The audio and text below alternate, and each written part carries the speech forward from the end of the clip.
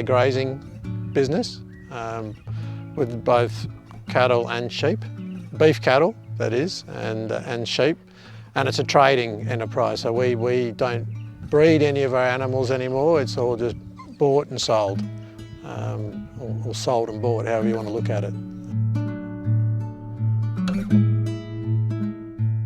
The biggest one is the change in grazing management, which I was always of the belief that animals actually deteriorated landscapes, but since doing holistic training, holistic management training, you know, animals are an intrinsic part and a necessary part in the sort of landscapes that we live in, these sort of drier landscapes. With proper grazing management, which allows animals to graze a section of country and then move on, allowing that country to recover, we can improve the soil health, landscape health. From a set stocking where animals are planted in one paddock nearly all year round, to a planned grazing. On our place now is one mob that just moves around the country mimicking migrating herds. Maybe move them quicker at times of the year, move them slower, maybe jump paddocks to go to different areas, and focus on what the paddock needs and put the animals in for a reason. This used to be two paddocks, this whole area that you can see behind me, and I've split it into three with quite permanent fencing, and then from there I've then subdivided those paddocks down into more semi-permanent electric fencing to create, I think I've got now 12 paddocks in this whole block. And how big would they be each? And they'd be roughly 10 to 15 hectares in size. First of all, what you're doing is you're bringing animals closer together in a smaller paddock, and so you're increasing stock density.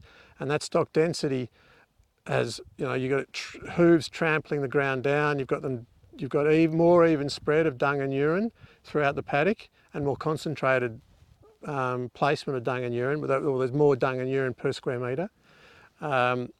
You're also, what you're doing, and probably most importantly, you're decreasing the time that the animals are on the country, and increasing the time they're off the country. So, and what that leads to is you cannot, the smaller the paddock, the less chance of overgrazing a plant, and that is you're stopping animals taking a second bite out of an actively growing plant by having more paddocks, because they're on here for a short amount of time. They'll come in and graze a plant to the ground, and then because of that short period, they'll be moved away and won't have access back to that plant to come in and take a second bite out of it, and hence cause that overgrazing. What that will do is the plant will have to take up root reserves to grow. So once it's bitten off to the ground, the plant then sloughs off roots and takes up root energy to regrow that plant back to get those shoots out before it can start photosynthesis. It needs to get some energy from somewhere, and so that takes that from the roots. The little leaves come up, and then photosynthesis kicks in, and then it uses photosynthesis to create the energy. If you come off and take that second bite while those little shoots are there, the plant then has to take more energy out of the roots. So the roots get smaller and shorter, and eventually the plant will, if you keep doing that, you'll eventually kill the plant. You start to enter into the sort of regenerative space, and you know that weeds are fundamentally important. They're serving a purpose. I look across a landscape and I don't see weeds. You know what I mean?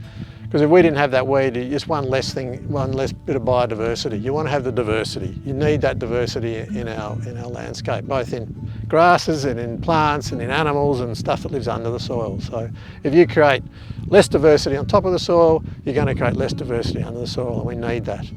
This fence was put in to fence around the creek and actually fence the creek off, and we put trees in, you can see them behind us.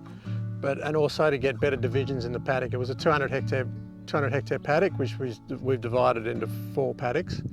And in this type of country, it's quite hard to divide it. So I just decided to go around the creeks and then and try to get some trees back in the landscape. But what it's also done is, you can see behind me, and hopefully you can see, there's a brown sort of plant that's died. It's actually a plant called cobbler's peg, and it is that is thick through everywhere we fenced off, but then where the cattle have been in the paddock that we're standing in, there is actually not one plant. There might be one in, every 100 square metres. And it just goes to show that actually that grazing can actually help change the conditions within two landscapes.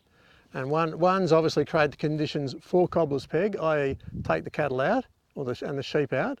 And one paddock is created the conditions where cobbler's peg does not like, and that is to put the cattle in. And it doesn't like where the cattle have been and where the sheep have been for some reason, and I don't know why.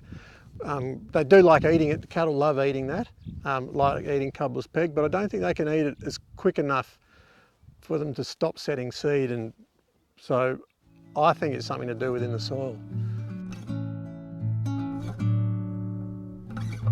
Yeah, look, I mean, I should probably do that. That's a very good sign. But you can also get a feel just walking on soil. I reckon you can feel it under your foot, if it's soft underfoot, if it's covered. You can just look at soil and just see, well, look, if it's got a grass plant on it, or a plant on it, a green plant on it, it's got to be better than something that's not. But yeah, I think digging, I should do more of that, of just going out with a fork, just digging it up and then comparing. But I do monitor. I monitor 3 transects over the property with soil tests every year, traditional soil tests. I do biological monitoring, which is seeing if we're moving it, counting plant species and distance around perennial grasses, the distance between each perennial grass. I've recently rejoined the ecological verification that Land to Market do, because I think it's probably a more robust form of monitoring that's done by an outside party. And yeah, I'm really looking forward to getting the results from that. So we do, but day to day, if you're keeping the ground covered and keeping a green plant on it, there's got to be something going on underneath, and that's what you want. You want something going on underneath all the time.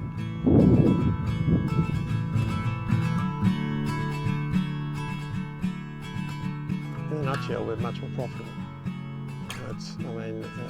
I was concerned, very concerned. It hasn't been, it wasn't an easy path, but I was always concerned that we needed to have cropping in our enterprise mix to create the income we needed to have the profit we required.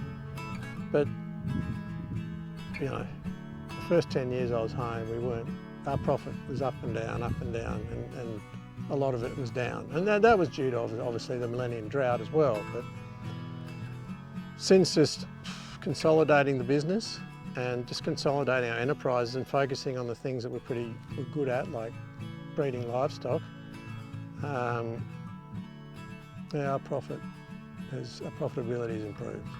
Cutting out the enterprises that weren't making money, cropping sort of fitted with what we were doing, but it was a bit of a cost, and taking it out actually made us more money. We are also very tight on our cost control. Our biggest bill used to be to the local merchandise store in town, chemical merchandise, and we're not.